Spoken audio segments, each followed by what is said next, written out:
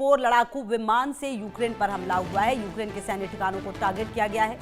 रूसी हमले में यूक्रेन को भारी नुकसान हुआ है। तो देखिए लगातार ये जो जंग है वो 4 साल से ज्यादा का वक्त, और अब लगातार देखिए रूस की तरफ से जिस तरीके से हमले हो रहे हैं, आप देख लीजिए ये तस्वीरें, किस तरह की ये तस्वीर है, क्योंकि पुतिन लगातार ऐलान करते रहे कि अब ना सिर्फ नाटो को भी झेलना पड़ेगा, हर वो देश जो मदद करेगा यूक्रेन की उसे परिणाम भुगतने पड़ेंगे। तो अब ये बड़ी एयर स्ट्राइक SU-34 लड़ाकू विमान से यूक्रेन पर हमला हुआ है और यूक्रेन के सैन्य ठिकानों को तबाह किया गया है। और देखिए पहला मौका तो है नहीं, इससे पहले भी रूस की तरफ से चुन चुनकर उन जगहों को टारगेट किया गया है जहां से यूक्रेन जो अपनी सैन्य शक्ति को मजबूत करता है।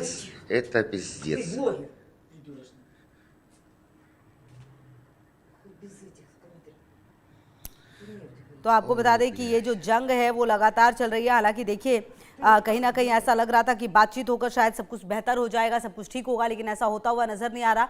और अब ये जंग काफी ज्यादा अगर आप देखें तो बहुत ही भयानक तरीके से आगे बढ़ी है, क्योंकि रूस अब लगातार काफी ज्यादा हमले खतरनाक तरीके से करते हुए नजर आ रहा है।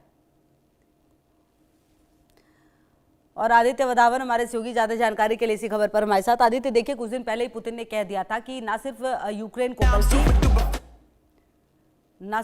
यूक्रेन को बल्कि कहीं ना कहीं पूरे यूरोप को और नाटो को भी अब संभल कर रहना होगा, क्योंकि पुतिन के हमले, रूस के हमले अब सीमित नहीं रहेंगे। और वो दिख भी रहा है, SU-35 का इस्तेमाल किया गया है, दहलाया गया है यूक्रेन को एक बार फिर से। जी बिल्कुल खुशबू, देखिए अब ये जो रशिया और यूक्रेन का युद्ध है सिर्फ रशिया और यूक्रेन के बीच में नहीं रह गया, अब इसमें पूरा वेस्टर्न यूरोप भी इन्वॉल्व होता नजर आ रहा है। नाटो कंट्रीज जितनी है वो भी अलर्ट पर है। हमने देखा कितनी दफे ऐसा हुआ कि रशिया ने जो ड्रोन छोड़े, जो मिसाइल छोड़ी, वो रोमानिया जो बिल्कुल यूक्रेन के साथ में है उसमें जाके गिरी।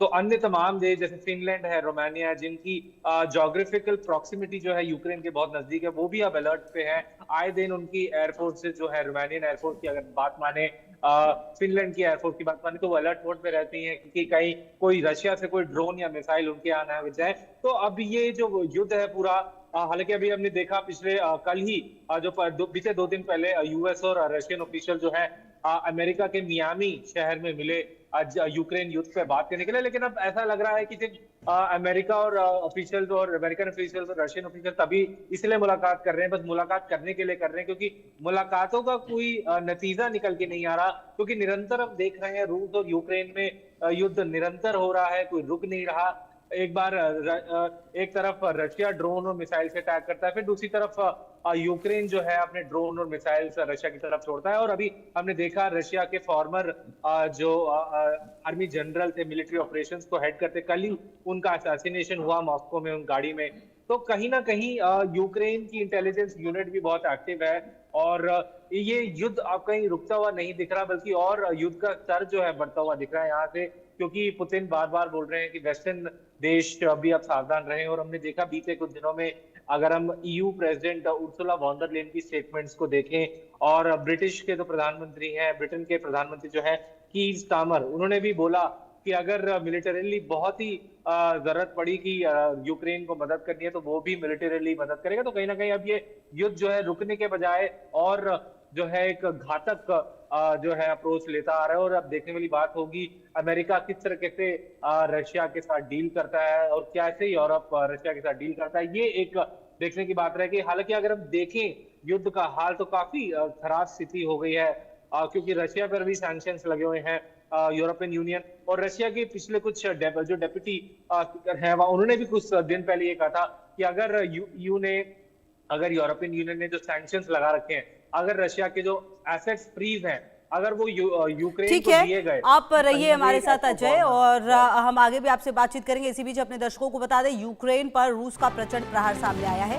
रूस का यूक्रेन पर भीषण हमला सामने आया है। MLRS से ओडेसा पर मिसाइल दागी गई। रूसी आर्टिलरी ने ताकत लगाई है। यूक्रेनी मोर्चे पर भारी तबाही हुई, तस्वीरें भी आप देख सकते हैं। तो आदित्य देखिए, जो रूसी आर्टिलरी है उसने पूरी ताकत लगा दी है, यूक्रेनी मोर्चे पर भारी तबाही हो रही है। जो बात आप कह रहे थे देखिए, और कहीं ना कहीं अब जो रूस है वो हर उस शहर को टारगेट कर रहा है जहां से नुकसान रूस को हो सकता है। यूक्रेन के इंपॉर्टेंट जगहों को टारगेट किया जा रहा है। जी बिल्कुल खुशबू, अगर आप देखें तो कहीं ना कहीं चुन चुन के इम्पोर्टेंट जो एनर्जी स्ट्रक्चर है यूक्रेन का, उसको टारगेट बनाया जा रहा है रशिया और मिसाइल द्वारा। ये एक चिंताजनक बात है, क्योंकि यहाँ पर पूरी कोशिश ये हो रही है कि किस तरीके से यूक्रेन का जो है इकोनॉमिक जो सपोर्ट है उसको तोड़ा जाए कहीं ना कहीं। और वही यूक्रेन की भी वही कोशिश है। हमने देखे आए दिन जितने भी यूक्रेन ने ड्रोन छोड़े और मिसाइल्स अमेरिका रशिया पर छोड़ी, वो सारी उसकी एनर्जी और ऑयल इंफ्रास्ट्रक्चर पे छोड़ी। तो कहीं ना कहीं दोनों अब देशों द्वारा ये हो रहा है कि किसी तरह से इसका इकोनॉमिक बेस को तोड़ तबाह किया जाए, जिससे इकोनॉमिक बेस एक बार तबाह हो जाएगा तो उससे कहीं ना कहीं दोनों ही देशों को ज्यादा नुकसान होगा। हम रशिया को जानते हैं, हम जानते हैं कि यूरोपियन यूनियन जो है बार बार अमेरिका को भी माने तो बार बार यूक्रेन को फंड कर रहा है, हथियार दे रहा है, कभी फाइनेंशियल पैकेज दे रहा है। तो कहीं ना कहीं अब देखने वाली बात होगी यहाँ से किस तरीके से क्या अगला पुतिन का कदम रहता है, क्या अगला जेलेंस्की का कदम रहता है, क्या जेलेंस्की कितने, हम देखते हैं आए दिन जेलेंस्की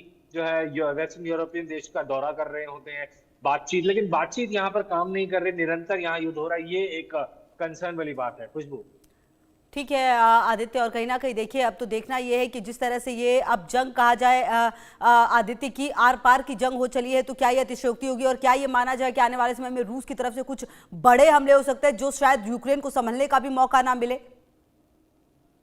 देखिए आर पार की जो हमला है ये पहले से निरंतर चला आ रहा है और रशिया काफी बड़े अटैक कर चुका है और रशिया बड़े अटैक झेल भी चुका है। अगर हम माने आप पिछले 1-1.5 महीनों में यूक्रेन ने एक मैसिव ड्रोन अटैक करा रशिया पे। तो कहीं ना कहीं दोनों ही तरफ से बड़े बड़े जो हमले हैं एक दूसरे पे करे जा रहे हैं, लेकिन निरंतर ये युद्ध, असमंजस की बात है, ये युद्ध रुक नहीं रहा, बातचीत के उससे नहीं रुक रहा, कहीं से नहीं रुक रहा।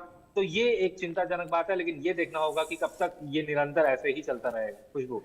ठीक है आदित्य, और लगातार नजर रहेगी। फिलहाल शुक्रिया आपका, और आगे बढ़ते हुए बात